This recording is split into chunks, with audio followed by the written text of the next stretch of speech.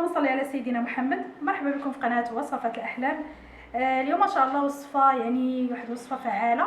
غنبعدوا على الطبخ ولكن غنوريكم واحد الوصفه ديال الكحه او السعال الحاد. يعني خصوصا دابا كنصور لكم هذا الفيديو هذا في وقيته ديال البرد، يعني بزاف د الناس كيضربهم البرد وكتشدهم هذيك الكحه في الصدر ديالهم، ما كتبغيش تمشي. واخا كنشربوا الدواء ما كتبغيش تمشي، خصوصا كتزمن الوقيته ديال البرد تيكون برد حال والشتاء.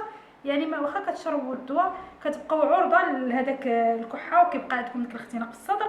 يعني نعطيكم ان شاء الله واحد الوصفه هذه فيها جوج مكونات، يعني النتيجه مضمونه، رائعه سريعه، وفي نفس الوقت راه مكونات موجوده في البيت ديالكم، ما تحتاجوش تشريو دواء من الصيدليه لا والو، يعني في البيت ديالكم. المكونات اللي غنحتاجو فيها، غادي نحتاجو القرفه اللي هي عند الاخوه العرب الدارسين. عندي القرفه وعندي الياغورت او دانون او الروب كما كيسميوه بعض الاخوان. يعني جوج مكونات هادو ديما كيكونوا عندنا في الدار. كيفاش غادي نستعملوا هاد الطريقه هذه؟ غادي نشدوا، انا وريتكم قرفه عواد ولكن انا غادي نستعمل مطحونه، معلقه صغيره ديال قرفه مطحونه.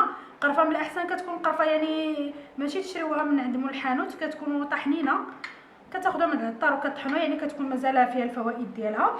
وكتاخذوا الياغورت ماشي مشكله اين نكهه او المهم اي ياغورت.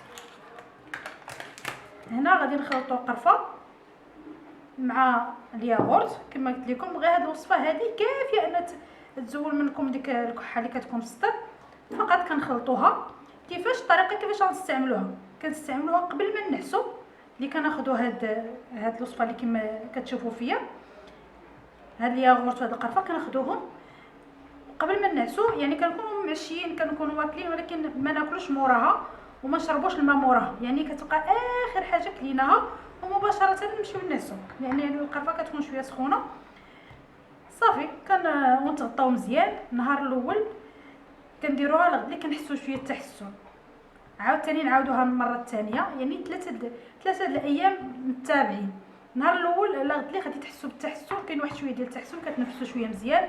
النهار الثاني كديروا كتحسوا بالتحسن اكثر. النهار الثالث ما كتبقاش فيكم حتى شي حاجه. يعني وصفه سهله وسريعه ومن المطبخ ديالكم. وهذه الوصفه هذه راه حتى الوليدات الصغار ننصحكم بها، حتى هي زوينه حتى الوليدات الصغار. ما تخافوش على وليداتكم تقولوا غنديروا لهم معلقه صغيره د القرفه، لا بالعكس، هي القرفه راه كتسخن خصوصا في وقيته ديال البرد.